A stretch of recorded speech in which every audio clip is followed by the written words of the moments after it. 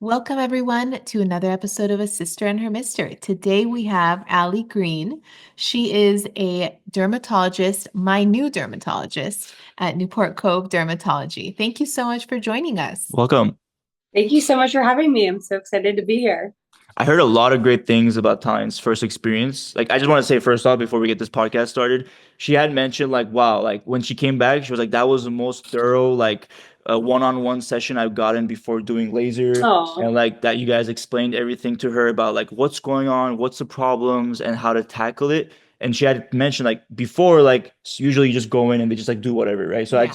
just wanted to send a appreciation your way for that. oh, that means so much to me. That it's so important for someone to feel like they've been heard and listened to, and also know all the steps and what to expect, especially when it comes to like a laser treatment or any type of procedure. Doctor said you got PCOS. Now go on, girl, just lose some weight. Till I took the symptoms into my own hands and reversed them naturally.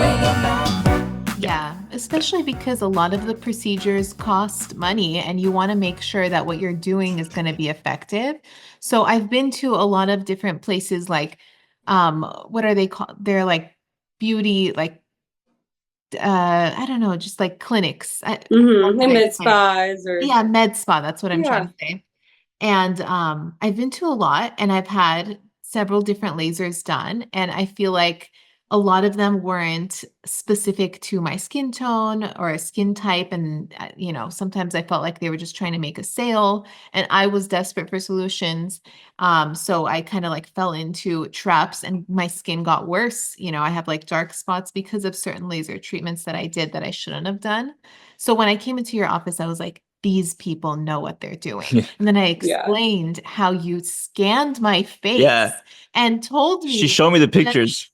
The Vizia as a scan. 38-year-old, Oh my God, she lost her mind. 33, I came It, home, I lost my mind. I was like, we're doing all the treatment yeah. until Yeah. this is resolved. The Vizia scan is a really humbling experience. It basically looks at things under the skin that you can't even see. So it takes a look at redness under the skin, the pores, the UV damage, um, like general texture, which is always a surprise.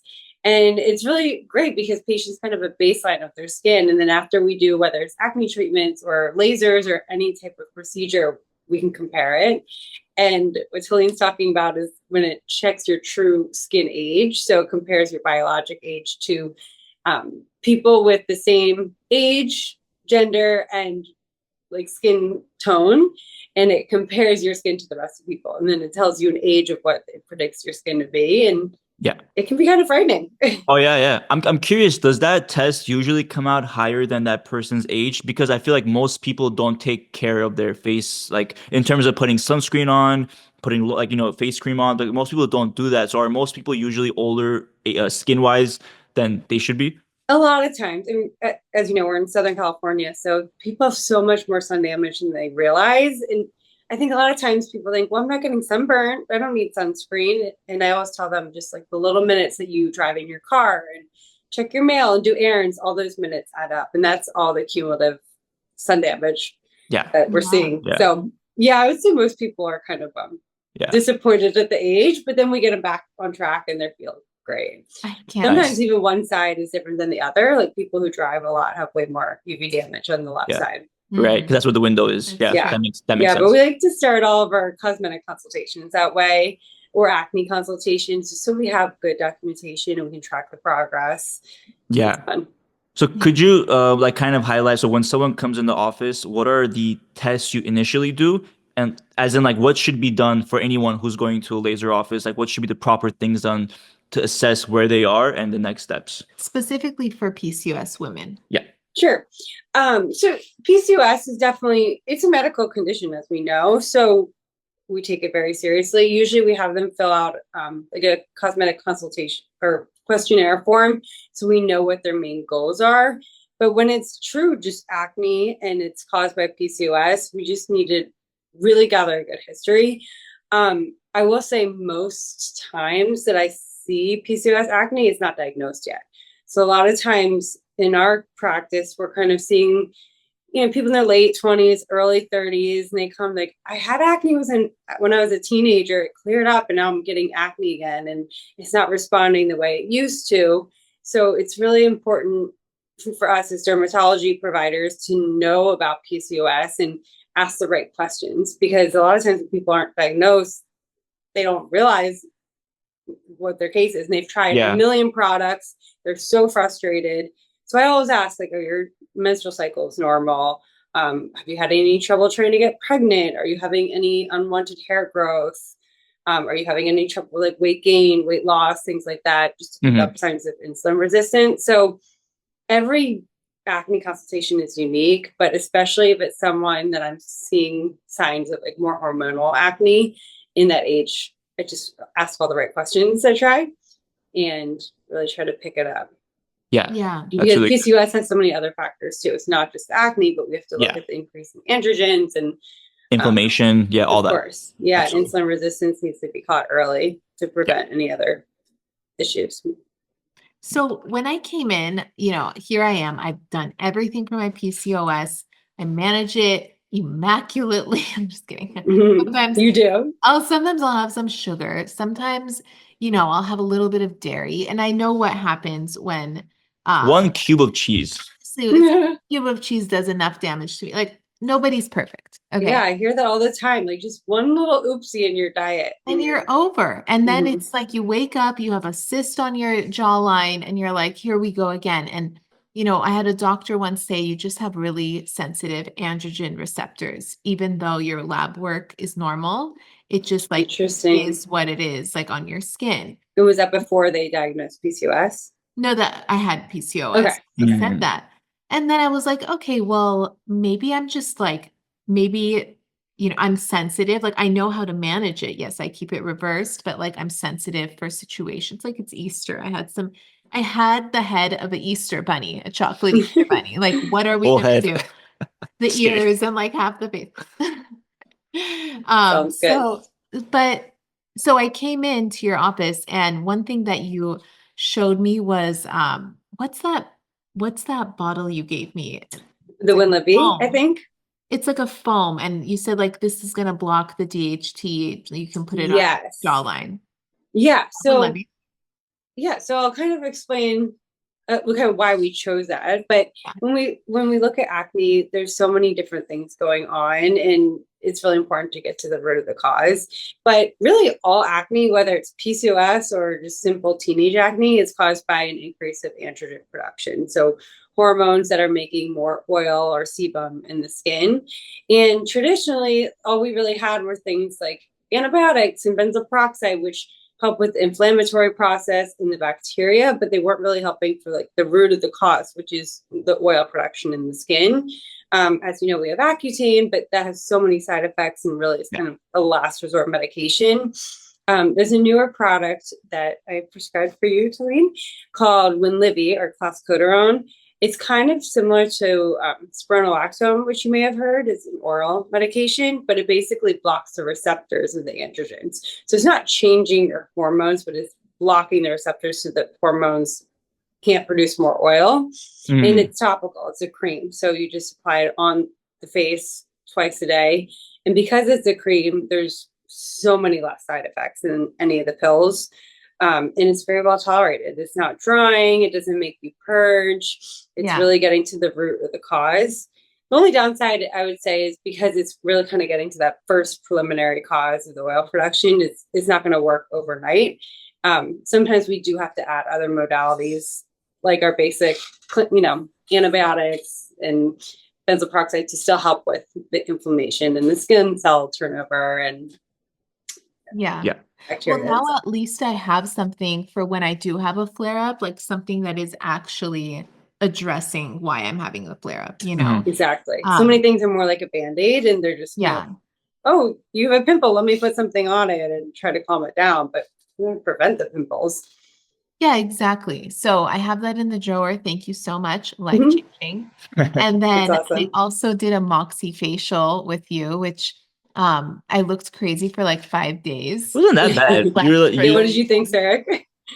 I mean, I was actually just by chance, I didn't do this on purpose, but I had a guy's trip that weekend, but Oh, I didn't she see timed that. her for like a day or two. But when I came back, it wasn't that bad. Like it was like just it looked like there was like darker dots or something on your face, but Like nothing. scabs. Because you showed me a picture years ago when you did something like that, and it looked like pretty bad. Yeah. But you know, I mean, it was fine. And I feel like my skin texture really improves with that Moxie facial. Yeah, it really helps with like texture and just overall brightness. Yeah, there's so many different types of laser facials, and I think I'm a huge like fan of laser facials. There's Moxie, there's BBL, there's Halo. What like how do you know which one to suggest to someone, especially someone with PCOS, where you know that like they're acne prone, it might come back even though they did the laser facial. yeah. Like And what does Yeah. what does the laser facial actually do as well for people who may not be familiar with like the process? Yeah, sure. So that's a great question. And it's different for everyone. So first and foremost, like, are they still breaking out? And if they are, I never want to start treating things like scarring until the acne is totally clear. Like I tell my patients, I want to hear that you haven't had a pimple in months before we even try to achieve any progress with your scars. Because I hate to see people spend time and money and energy treating their scars and they get a new breakout. So one is like, doing a full acne consultation, getting them on a good consultation, which is typically topicals. BBL is broadband light, so we call it a photofacial, but there's different wavelengths of light that target different chromophores in the skin. There's one wavelength that's blue light, it's a 420 nanometer, and it actually helps decrease the bacteria in the skin. So that's something that I would do for somebody that's still breaking out. Typically, it's like 4 to 6 treatments every week, but we see really good improvement with that. Additionally, you can also add other filters to help with reds and browns. So if they're coming to me and they're like, okay, I saw a little acne, but I get all these red spots and they won't go away, then maybe I'll do a different filter to target the redness.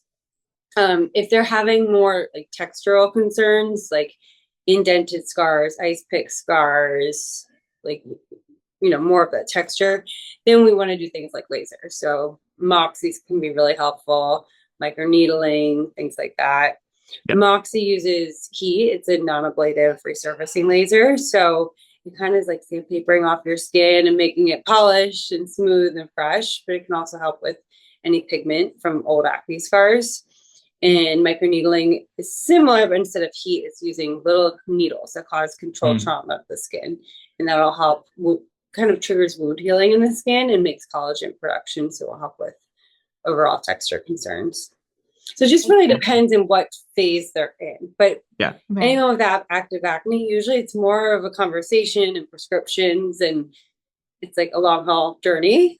Yeah. No quick fix, unfortunately. Unfortunately, but I am really excited for my second Moxie facial next week. Oh, nice, I will nice. see you then. Can't wait. No, I can already tell your skin is glowing. Oh yeah, Oh, my yeah, yeah. sister told me too. She's like, "Wow, you're not wearing any makeup?" I'm like, yeah, I have 3 That's more the goal. treatments. Yeah, I always want to get my patients to that point where they forget to wear makeup because their skin looks so clear. Yeah, I know. I just want to spend the weekend with like no makeup on, Yeah. natural, running errands and not be self-conscious. Yeah. So going back to acne and like how it works for my ladies with PCOS listening that have cystic acne or just acne in general, you had mentioned before we hopped on this podcast, there are 4 categories that cause acne.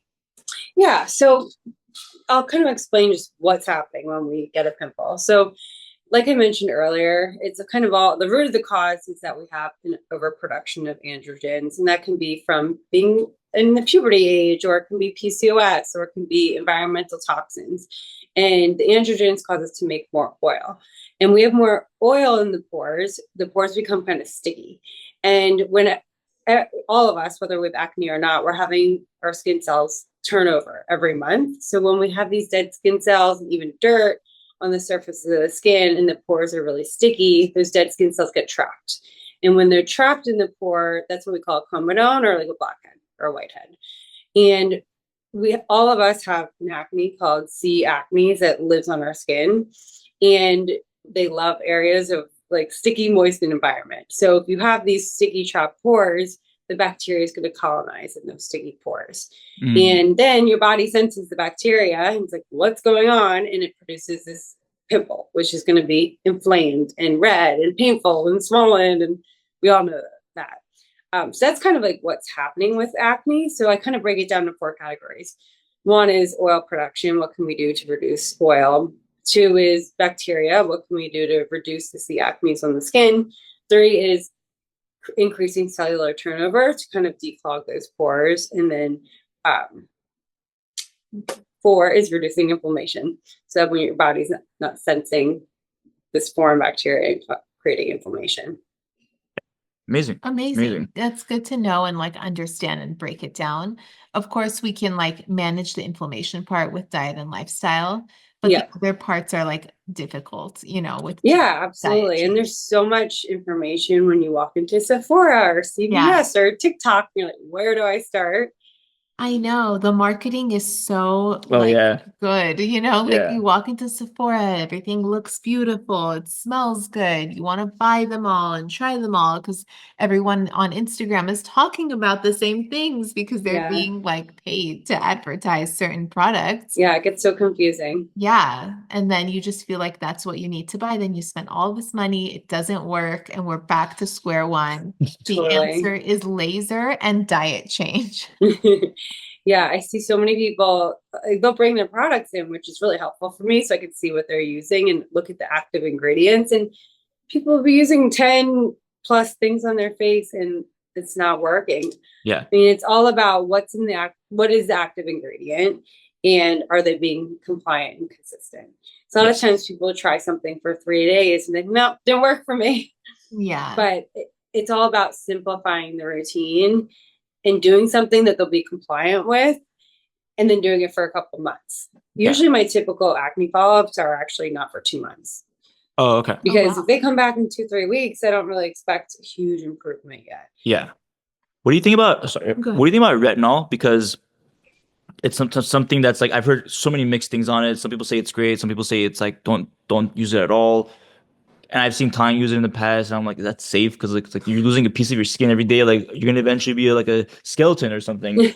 So like, I'm just curious, like your thoughts on retinol. Yeah, no, I love retinol. I think everyone should be on retinol if they can tolerate retinol because it's increasing skin cell turnover. So that's like one of the pillars of acne, and it also stimulates collagen. So it's making your skin, that's like the building blocks of your skin that keeps your skin firm and plump and tight and things like that. So usually, back in the day, people just used retinol when they had acne. And then we noticed that all these teenagers who had acne were aging better than everyone else.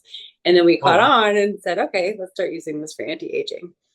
Oh, the only downside of retinol is that because, like you said, it's increasing the turnover. And don't worry, you're not going to run out of skin cells. Your body reproduces them. But the way my skin was slopping off. Yeah, like her face was like coming off, like half of her was like peeling. I was like, what the hell is going on? Like, yeah. So once you get to the point where you can tolerate it, it really helps. I think we realized you were using like a higher dose than you needed to, and you lowered it down. I stopped it altogether. Because I was like, I can't be peeling and like recording things every single day. Yeah. There are some that are more tolerable than others. And it's all about kind of starting low and slow. So typically I'll start people with the very lowest strength and I'll tell them just use a tiny pea size amount for the whole face. Start off like twice a week. Yeah. And then I always say, wait 2 weeks till you judge. And then 2 weeks, if you're not dry or peely, then you can go up to just 3 times a week. Yeah. Right. But some people get a little overzealous and they start putting it on every night. And then, you get all peely and dry. You're like, I never want to use this stuff again. Yeah. Exactly. That makes sense. Makes a lot of sense. And like, one question I had, it's kind of like selfishly for me, but I'll relate to everybody else too. So like when I shave my face, like let's say I'm like cleaning up my beard, I'm not fully shaving. I'll shave like the top and whatever. And this might relate to sisters who also like, if you have facial hair or if you shave certain parts of the body and like you get acne there afterwards, like I do when I shave like parts of my face. What is the reason for that? Is it like the blade is dirty? Is it because I'm not washing my face afterwards to make sure it's all clean? What would be some of the reasons for the post-shave acne? Yeah, that's a good question. So typically it's more like a folliculitis, which is very, very similar to acne. But when you're shaving, you're causing little tiny microcuts in the skin. And remember, we all have bacteria on our skin. That's completely normal. But when there's a little open entryway, the bacteria will go inside Mhm. and then it's going to cause breakouts. So things you can do is kind of avoid that really close, deep shave. Like trimming is usually better. But Mm. there's some people that they just like to have a clean shaven face. So Yeah. sometimes we'll do topical antibiotics to reduce the bacteria that's living on the skin so that it's not getting inside. Yeah, Mhm. that's usually what I do now is I do like a face cleanser after shaving just so there's no like excess bacteria. I don't know if that's Mm-hmm. the right way to do it because I'm maybe drying out the skin too, but I put lotion afterwards. Yeah. So it's kind of how I do it. I use that single blade razor that you get on Amazon to shave, Disposable? the disposable one. You know what I'm Mm-hmm. talking about, like the wand Yeah. one that women use. Oh, that one. I use that one. And I do break out if my face isn't clean. I'm like, I have to do it after Exactly. I showered, Yep. everything is soft, and then wash my face after I do it, and always use a new blade every time I do it because Mm-hmm. my skin is so sensitive. Yeah. Yeah. Another little trick is to use hot water before to kind of keep the pores open, Yeah. and then Mm, use cold water after to close the pores. yeah. Yeah. Yes. That's a Yeah, good. but usually it's not actually that, well, it can be, but usually it's not that the blade's dirty. It's more just we have bacteria on our skin and we're causing these little micro cuts. Yeah. Yeah, and especially if you're acne prone, that Mm-hmm. combination of bacteria and inflammation is just like a recipe of Totally. cystic And it's acne. hard. Like a lot of patients with PCOS have unwanted hair growth. So it's a common Yeah. conversation we have to have. Um, Typically, if it's severe hair growth and it's not budging, especially with other treatments that are helping the overall PCOS condition, we'll recommend laser hair removal because it's that, it works long term and it causes the least irritation. Mm, Yeah, yeah. absolutely. I've noticed that too. Yeah. Yeah. Well, this was such an informative episode. I'm so glad I'm you so came glad. on. And I Yeah. can't wait until my next treatment with you. And the next time I do something different than Moxie, we can hop on an episode and, dissect that as well. Yeah. Yeah. Absolutely. But for anyone who's listening who has PCOS, who wants to get a laser treatment done or wants to be able to manage their acne in, maybe by taking, what was it called? Winlevi. Oh, Winlevi. Yep. Yes. How can they find you, and what would you suggest for them to do? Yeah, I would suggest anyone that has acne and PCOS see a dermatologist because it's not a one size fits all treatment. Like I said over and over, like everyone needs something different. So definitely call our office if you're in the Orange County area. You can find me on Instagram at Ali Sheets PAC. Our office number is 949-868-6382.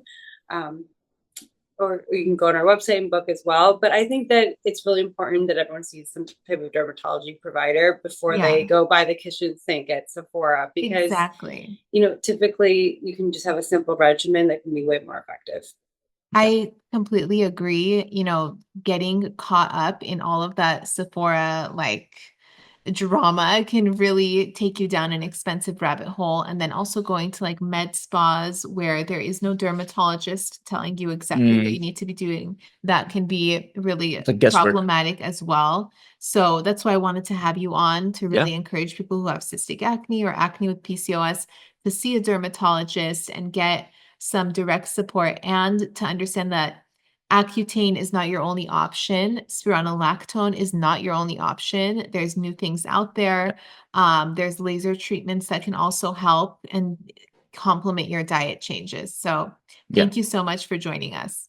Yeah, Yeah. thank you so much for having me. I look forward to seeing you soon. Yeah. And yeah, thanks so much. I hopefully this is really helpful. Oh yeah. Oh, it definitely was. And for anyone who is interested, all the links will be in the description of this episode. So please check that out. If you're in the Orange County, Los Angeles, and even the San Diego area, it'll still be all be pretty close to you because it's super worth it. So thank you everyone for listening, and thank you again, Dr. Ali Grean, for joining us. Talk to you. Thank you. Bye. Bye.